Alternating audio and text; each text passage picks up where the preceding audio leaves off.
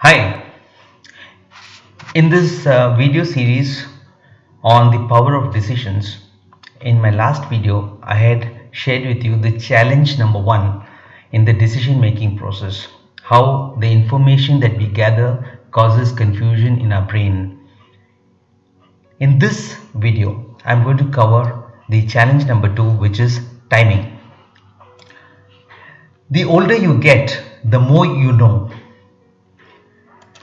At the end of your life, in retrospect, you can easily tell what were the good and what were the not so good decisions. In retrospect, you could say that taking up that job offer was a good decision, while it was not so good a decision to marry that person. But the problem with life is that it can only be understood backwards, and unfortunately, we have to live life forwards. You can't make all the big decisions at the end of your life. You need to make the decisions much earlier in life when you know very little about the outcome of the decision. The problem with early decisions is that the consequences could be very large, as depicted in this graph, where as you grow older, you have more and more information. However, if you take decisions early in your life, the consequences of those decisions could be much bigger. A good analogy to illustrate this is in archery, where your target is at a distance, which means at an early stage of your life. A slight deviation in the angle would result in the arrow missing the target by a huge margin. On the other hand, if you shoot standing very close to the target, meaning close to the end of your life, even with the same deviation in the angle, you would probably still manage to hit the bullseye.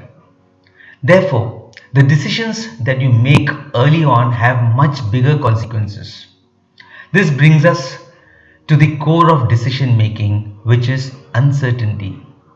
If you have to make decisions early, we don't know what their outcome would be because only future would tell.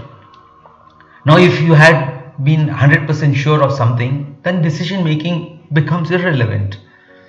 There's nothing to decide because then the only thing that you can do is act.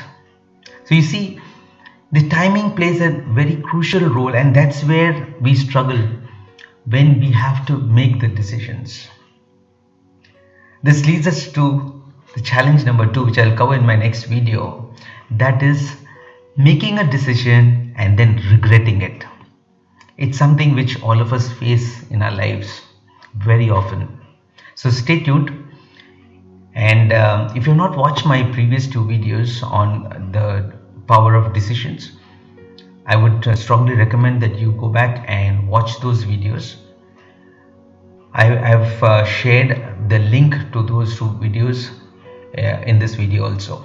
So I hope you enjoyed this perspective. So the next video is going to be very interesting about how we regret when after making a decision. So stay tuned, and thank you for watching. Bye bye.